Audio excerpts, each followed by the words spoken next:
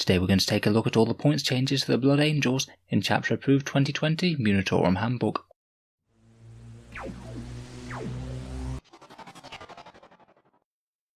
Hello and welcome back to Auspex Tactics, the strategy focused 40k channel where we're all about getting the most out of our miniatures on the tabletop. Continuing our series looking through the points changes from Chapter Approved, we've now reached the Sons of Sanguinius. So today we'll be taking a look at what went up, what went down, and how it might impact on Blood Angels list building in the future. Of course there's a lot of overlap with Codex Space Marines here. I have already made some videos on the majority of the Space Marines Codex, and we'll be looking to complete them in the next few days. In this one though, we're going to focus on all of the Blood Angels unique units, and see exactly how much better or worse they got in the new edition. We'll go through all of their characters, vehicles, then infantry units, and then talk about a few relevant pieces of Wargear. So let's get started.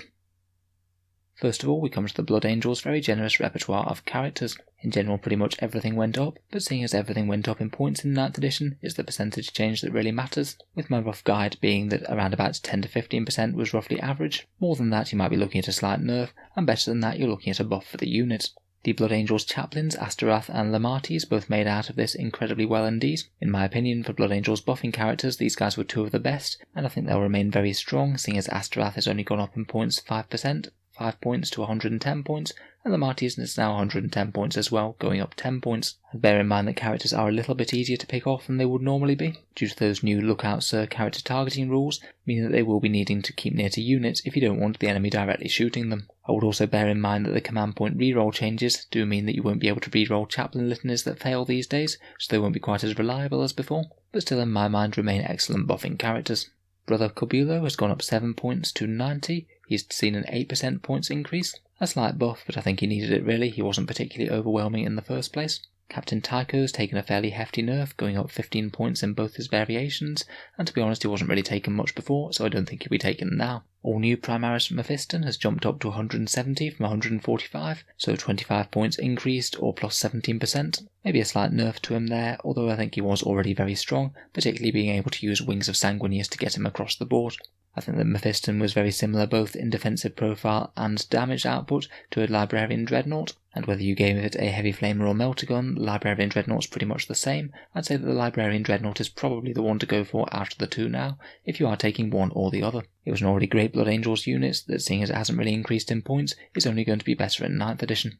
Dante and the Sanguinor are two other units that have very similar stat lines, and also provide some solid melee buffs to Blood Angels. Despite his relatively high points cost, I did have a bit of a soft spot for Dante in terms of his buffs, but he's taken a bit more of a hefty hike, jumping up to 170, where the Sanguinor's only gone up 10 points to 140. Out of the two, I would now say that the Sanguinor is now very decently ahead, and if you were thinking about taking one or the other of these guys, then I would take the Sanguinor. Possibly one of the saddest changes on the list is Gabriel Seth, who's jumped from 110 to 140, which amounts to a very hefty 27% increase. This one's a bit of a shame in my mind, seeing as he was one of the major incentives to take Flesh Tearers. I just don't think that he's going to be that much the case now he's gone up to 140. I also didn't mind him being at least relatively cheap for his points and damage output, seeing as otherwise there wasn't really much reason to run Flesh Tearers above Blood Angels in my opinion.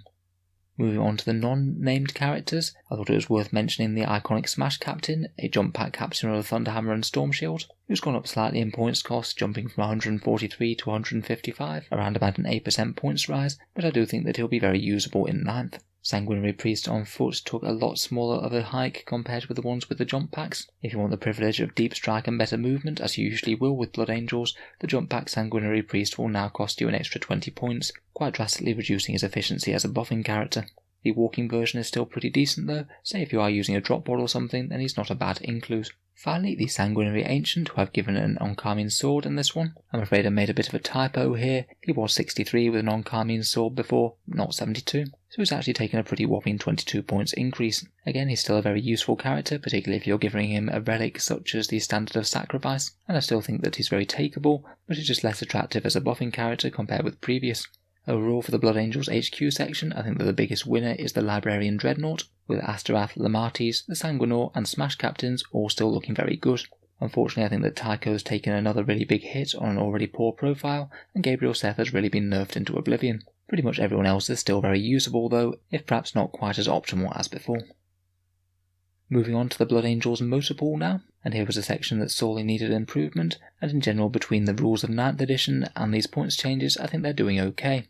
Furioso and Death Company Dreadnoughts have both taken a small points bump, going up 15 points from 60 to 75, or from 70 to 85. Their Furioso fists have come down in cost though. Now it's 30 for the pair, or 20 for one of them, compared with the 30 and 40 that it was before, though the pair of Blood Talons remains stable at 35. The frag cannon is also unchanged at 20. Overall, this means that the Furioso Fist Dreadnoughts with Stormbolters and Melter Guns are only going up 2% in points cost, or up 2 points each. Definitely a small relative buff, and something that was sorely needed. I think despite going up a fairly standard 10 points, the frag cannon and fist option is also pretty decent, particularly as you can now fire that frag cannon in close combat if your dreadnought does get locked up. The Baal Predator was another tank that was in dire need of a buff, and I'd say it kind of got one going from 8th to 9th. The Assault Cannon and Heavy Bolter version went up from 154 to 170, and the Flamestorm and Heavy Flamer version went up from 143 to 155. A 10% and 8% increase in general, so again at least fairly in line with other increases, but these guys have certainly been helped out by the rules from 8th to 9th, seeing as the Assault Cannon and Heavy Bolters can be moving and shooting without any negative penalty to hit, and they've both lost a major weakness due to being able to shoot in close combat if they're tied up, which is both a godsend for both variants of the tank, but particularly the Flamestorm and Heavy Flamer version, which needed to get really close. Being able to blaze away with 3d6 worth of flamer shots that auto-hit would certainly make enemy infantry think twice about tangling with you. I'm not sure if it's quite enough to see the Baal Predator see some more regular play again, but it's certainly a step in the right direction. Finally, while I know that the Storm Raven isn't a unique Blood Angels option now, it's certainly an iconic unit for delivering jump pack troops. Base it's gone up from 192 to 240, but that does include the cost of the Stormstrike missiles it carries now, which have been folded into the base cost of the unit. Twin Assault Cannons have dropped from 44 points to 40, but Heavy Bolters and Hurricane Bolters have both jumped from 10 to 15 points. This puts a Storm Raven with all the shots, with Twin Assault Cannons, Twin Heavy Bolters and Twin Hurricane Bolters up from 294 to 340, a 16% increase, which isn't too bad considering, but bear in mind that the Storm Ravens didn't really gain all that much going from 8th to 9th. They did already have power of the Machine Spirit, and as we've seen from the FAQs, they haven't actually replaced that with anything yet. I suspect the Machine Spirit rule will come back in some way whenever the next Codex Space Marines comes out. At least relative points wise, the Typhoon and Lascannon tank hunting loadout of the Storm Raven hasn't gone up quite as much. It's now 320 points, or a 12% increase, again pretty much in line with most units. Next we come on to the main core of the Blood Angels army in my mind, the Jump Pack Assault Troops, which just in general have gone up by at least a reasonable amount in every case. I don't think it's anything too disproportionate to the things that other units in 8th edition have seen, barring a couple of notable exceptions. Sanguinary Guard have seen a bump going from 20 points to 24 base, and all of their weapons now cost 10 points now, so at least slightly up on what it was before. This means that whether you want to give them Oncarmine Swords, Oncarmine Axes or Power Fists, they're all going to cost 34 points now. In general, this will really push me towards the Power Fist, as it just makes the unit a crazy threat to everything, both infantry and tanks. Now the swords have gone 1 point up in cost. I don't think they're maybe quite as optimal as before, but in general it doesn't tend to be a huge variation between the damage output of these three different options. They do hit very hard whatever they're using. Unfortunately, Death Company on foot have seen quite a big nerf. They've jumped all the way from 15 points up to 19 points. I think this was a bit of a steep increase really, as they weren't really particularly optimal before compared with the jump pack ones. It's a pretty hefty 26% points increase, and I do think they'll be taken even less than they were before now, and even if you do have them coming out of drop pods or something, I just don't think they compete incredibly well compared with jump pack Death Company. Talking of which, the jump pack Death Company only increased 3 points. They went from 18 points base to 21 points, a 17% increase, again at least reasonably in line with other things in Warhammer 40k at the moment. I do think they're likely the way to go compared with the ones on foot at the moment, and if you were including some Power Fists in the squad, then relatively speaking the points increase isn't quite as painful. Thunderhammer Armed Death Company in particular have seen a bit of a buff out of this one compared with Power Fists. Thunderhammers went from 16 points to 15, where Power Fists went from 9 to 10. In general I would be a lot more tempted to take Thunderhammers on Death Company now over Power Fists. Just for sake of comparison, I thought I'd throw Vanguard Veterans into the mix here as well. They've jumped from 17 to 19 points with their standard loadout where they can take dual chainswords, and with this base loadout they have caught up a little bit compared with Death Company and Sanguinary Guard, though point for point they were pretty much inferior before, and I think that you really could justify either taking Death Company or Vanguard Veterans that bit more. You wouldn't be quite as punished for taking the Vanguard Veterans over the Death Company. However, their loadout with, say, chainswords and storm shields isn't quite as good as it was. Storm shields on infantry units now cost 4 points rather than 2, so we are paying a bit of a premium to get that 3+ invul. Taking a storm shield is now much more of a choice rather than an auto-include on these. Finally, and a change that I'm a little bit sad about, is the Death Company Intercessors. They've gone up quite a lot. They're now 23 points compared with 18, so they're 3 points more than standard intercessors rather than just 1. For gaining the benefit of Feel No Pain and Black Rage, I still don't think it's too unbalanced, but I do kind of feel that with Assault Intercessors being 19 points now, they might well just get outcompeted by these guys with the Astartes Chainswords with AP -1. In general, they've definitely caught a comparative nerf. In terms of Blood Angels Elite, I think that the choice between the 3 main jump pack type units has actually become a lot harder. Before, my favourites were the Death Company and Sanguinary Guard, leaning towards the Sanguinary Guard a little bit, seeing as they were just a bit tougher. Now Death Company have closed the gap on them a little bit, and Vanguard Veterans have closed the gap on Death Company. I think there is a little bit more room for choosing pretty much whichever one of these you want to. I do think that the increase on the versions of the Death Company and the Intercessors really was a bit unwarranted though.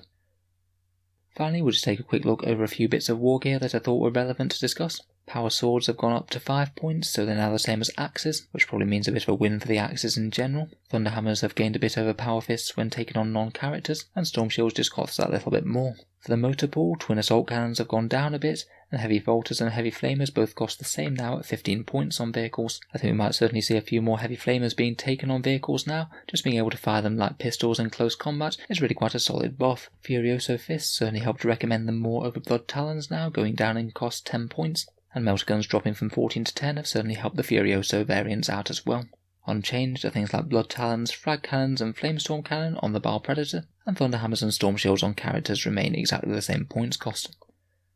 So overall, I don't see these changes making massive differences to Blood Angels as a whole in 9th edition. I think what's good now will largely remain pretty much good in the future, and I think that in general 9th edition melee will be a little bit more strong than in 8th edition, with things like changes to Overwatch and the way that mission scoring works. I'll be expecting to see more Librarian Dreadnoughts, maybe a few more Vanguard Veterans and Death Company, and maybe a few less Sanguinary Guard perhaps, and certainly most of the vehicles got a bit of a buff, although I'm not certain this will be quite enough to get them regular use. Let me know your thoughts on the points changes down in the comments below, and please correct me or point out anything if I've missed anything or got anything wrong in the video. There were quite a lot of numbers to crunch. I know that points increases always feel like your army's getting worse, but I would try and remember that every army in the game is going up around 10 to 15 points now, and when taken in that context, it really isn't that bad for the actual changes to our units. If you've enjoyed the video, then feel free to subscribe to Auspex Tactics. We'll certainly have similar videos coming for Space Wolves and Dark Angels over the next few days, as well as plenty of other 9th edition analysis. If you've been enjoying my videos, then any support on Patreon is greatly appreciated. It is what allows me to spend plenty of time making analysis videos such as these. The Patreon link is down in the video's description below, and if you are interested in supporting, then channel patrons get to see one video per week early, they get to vote in regular polls for seeing what sort of things come next on the channel, and I hold regular monthly prize giveaways where patrons are entered automatically. In the one at the start of August, we're giving away 3 copies of the Indomitus box. If any of that sounds good to you, or you'd just like to help support the channel, then the link is down in the video description below. A massive thank you for listening, and I'll hope to see you guys next time.